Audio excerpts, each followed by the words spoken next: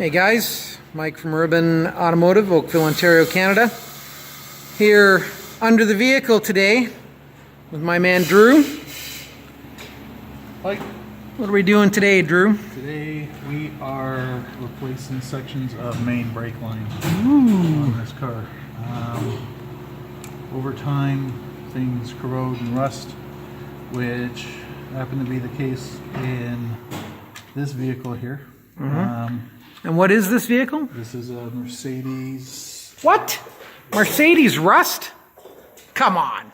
We make a great product, but Mother Nature still gets the best of them. Well, And this one here. so this is our... This is the section here.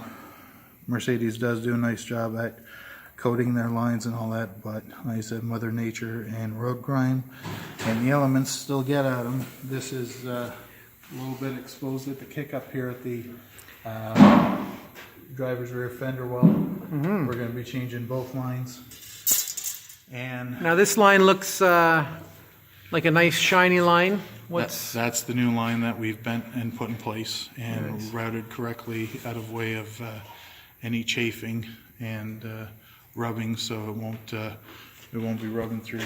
We'll be putting back on the And this is all underneath a shield, so the shield covers it for the most part and protects it. And the shield, most part, but there's still that little gap back here that which gets exposed to the elements and road grime and all that good stuff. All right. And takes its toll.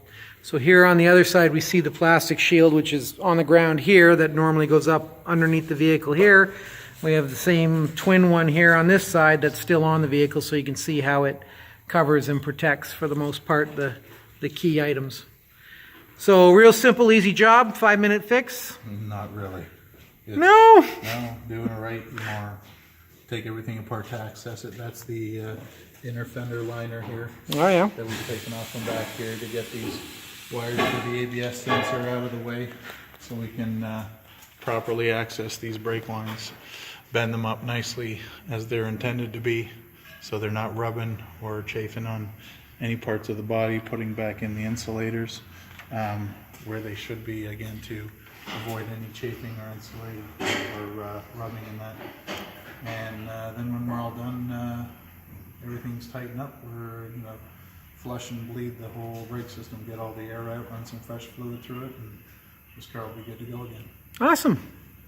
Thanks for the info. No problem.